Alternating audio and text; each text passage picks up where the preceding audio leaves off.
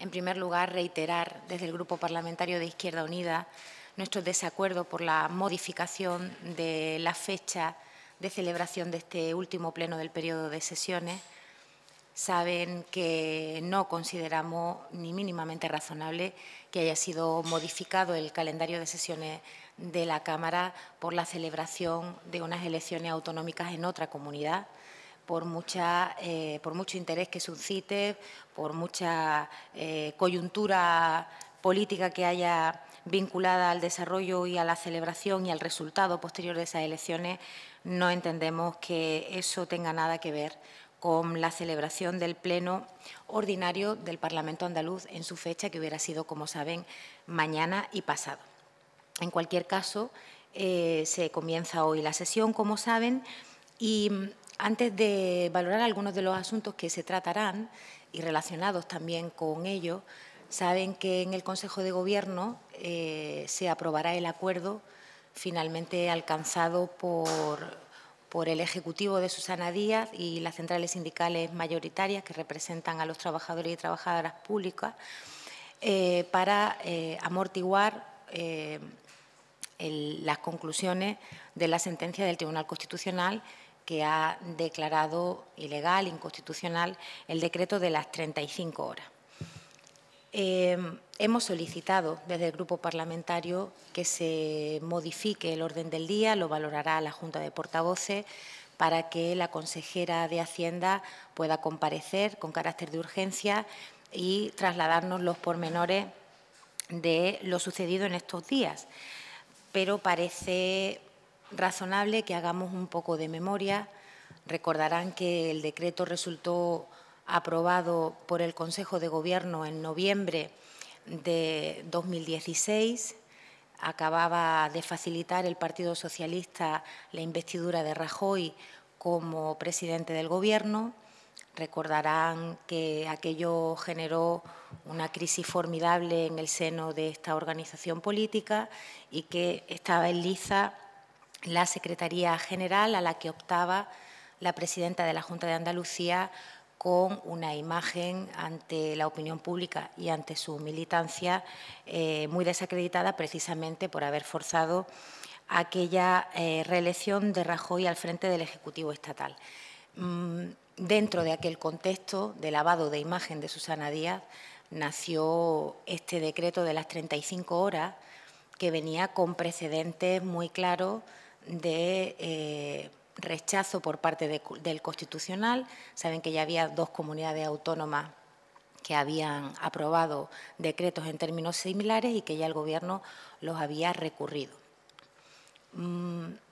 La celeridad con la que el Ejecutivo andaluz ha encontrado la solución la comunicó en menos de 24 horas, una vez que se supo que el Tribunal Constitucional declaraba inconstitucional el decreto. En menos de 48 se ha reunido con los sindicatos, en menos de 72 se va a aprobar el acuerdo en Consejo de Gobierno. Todo pareciera que efectivamente el decreto nació como un plan A para confrontar y para, como les decía, lavar la imagen de Susana Díaz, y el plan B nace para resolver un problema que el Ejecutivo en realidad sabía que generaba cuando presentaba el decreto. Cosa que nos parece lamentable desde Izquierda Unida, porque se juega con las expectativas de cientos de miles de personas que estaban pendientes de en qué se materializaba y concretaba todo este asunto tan enredado. No tiene calificativos adecuados o positivos la actitud del Partido Popular. En modo alguno el Gobierno debiera haber recurrido un decreto, como los dos que le precedieron, cuando efectivamente es consciente de que los empleados y las empleadas públicas tienen derecho a recuperar esa jornada de 35 horas, y ese recurso también fue una nueva afrenta y un nuevo elevar el listón de la crispación en Andalucía. Pero, en cualquier caso, ya les digo que desde Izquierda Unida consideramos que hay responsabilidades compartidas, la del Partido Popular por ese exceso de celo de correr al Constitucional cada vez que va a haber un avance en beneficio de los trabajadores y trabajadoras, y del Partido Socialista al frente del Ejecutivo Autonómico, que parece que va gestionando los tiempos de sus decisiones en función de los intereses de su secretaria general. Otro tema del que estamos pendientes del Consejo de Gobierno es los pormenores del decreto por el que finalmente se regule la renta mínima de inserción social en Andalucía. Ya tuvieron ocasión de oír a Antonio Maillo, a nuestro portavoz, en la última sesión, y cómo el problema fundamental en el que situamos la incertidumbre desde nuestro grupo parlamentario está en cómo se han suprimido conceptos de ayuda que aparecían en el presupuesto que aún está vigente, en el del 2017, cómo se han agrupado esas cantidades. Con un pequeño esfuerzo más de 52 millones se llega a esa cantidad de 198 millones de euros que ahora se presenta como un esfuerzo que nace de cero para ayudar a estas personas vulnerables que requieren de una renta mínima que efectivamente es imprescindible en Andalucía, aunque nace, no es opinión de Izquierda Unida, es opinión de la práctica totalidad de las organizaciones que trabajan con estas personas que tienen serias dificultades. Es una cantidad que queda muy lejos de dar satisfacción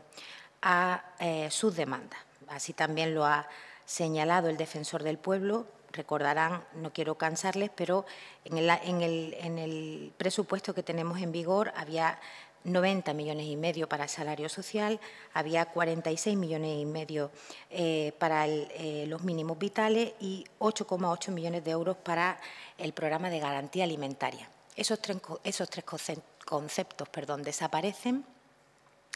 Ese dinero que se dedicaba a ellos tres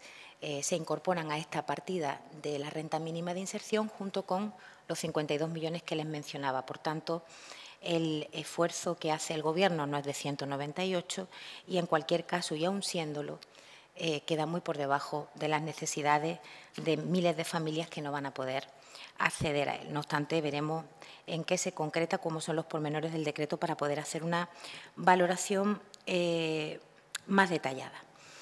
Y ya entrando en el orden del día del Pleno, que no todo va a ser malo,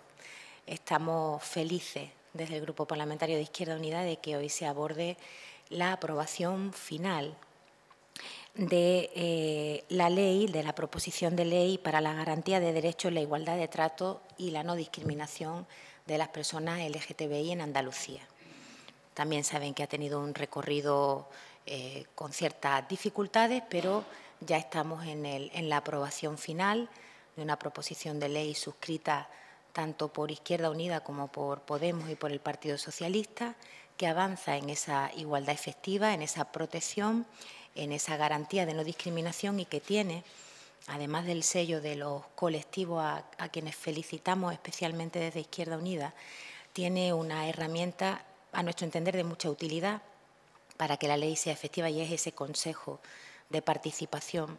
para que no se pierda el hilo conductor imprescindible entre la sociedad civil y la aplicación de una ley que va a ser muy positiva y que viene a mejorar una situación de mucha necesidad de ser abordada por el legislativo. Con otra tramitación hubiéramos llegado antes a este punto, pero, como les digo, bien está lo que bien acaba, y hoy, por fin, daremos luz verde definitiva a una proposición de ley muy esperada por los colectivos y muy necesaria para la sociedad andaluza.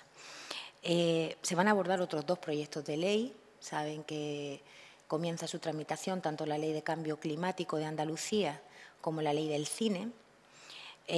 Tramitación que comienza hoy, que no tiene enmiendas a la totalidad, que será un debate, entendemos que amable, en las posiciones iniciales de todos los grupos, pero no nos resistimos a compartir con ustedes una preocupación con relación al proyecto de ley de cambio climático. Si recuerdan, desde septiembre de 2014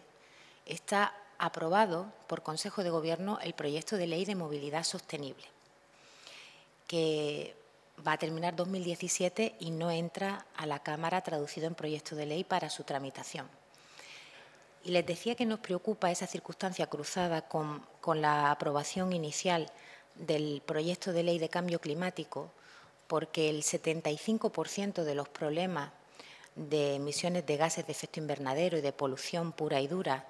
que padecemos en Andalucía, también en el resto del país, pero estamos hablando de una ley para nuestra comunidad autónoma, tiene que ver con el tráfico rodado y está concentrada en las áreas metropolitanas. Este proyecto de ley que hoy nace y que, por tanto, tiene un amplio margen de ser mejorado a través de las enmiendas parciales que presentemos los grupos, es poco incisivo a la hora de ir al origen de los elementos más contaminantes y que requieren de una regulación adecuada para minimizar su impacto en la calidad de vida de la ciudadanía.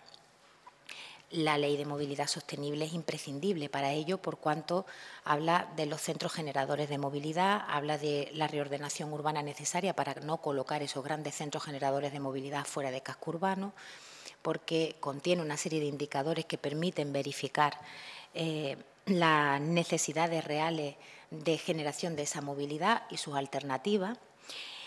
y no ha entrado a la Cámara, como tampoco ha entrado la Ley Integral de Agricultura, un sector sobre el que hay que incidir y de qué manera también desde un punto de vista de la sostenibilidad ambiental. Pero también saben que están pendientes de implementar por parte del Ejecutivo una parte importante de las medidas que en materia de política de agua fueron objeto de aprobación a través de una moción presentada por el Grupo Parlamentario de Izquierda Unida. Por tanto, hay muchos elementos que, sin tener que ver de manera directa con la Ley de Cambio Climático, debieran estar siendo abordadas con diligencia por parte del Ejecutivo. Y esperemos que después del mes inhábil, que es el mes de enero, entren a la Cámara estas cuestiones que les trasladamos, porque sin ellas es poco probable que podamos conseguir avances objetivos en la calidad de vida y en la recuperación de condiciones ambientales satisfactorias o menos lesivas para nuestro entorno y para paliar su degradación. Y, en último lugar, no menos importante, pero sí referirles que mañana en la sesión de control a la presidenta, nuestro portavoz, va a pedir que Susana Díaz nos cuente cómo va la aplicación de las cláusulas sociales y medioambientales también aprobadas, acordadas con las centrales sindicales, que saben que son muy críticas sobre la aplicación de las mismas. Fue así relatado de manera muy contundente, además, en las comparecencias que tuvieron lugar con relación a la tramitación de la ley de los presupuestos de la Junta para el año próximo. Y mañana nuestro portavoz va a abundar en ello con la presidenta, a ver si somos capaces de conseguir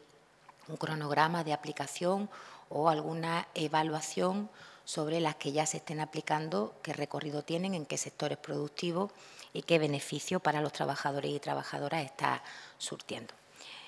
Bueno, lo decía al inicio, la campaña ha generado mucha expectación. Llevamos muchos meses muy pendientes en todo el país de lo que ocurre en Cataluña. No creo que haya nadie sensato que se atreva a decir qué va a pasar al día siguiente con independencia del resultado.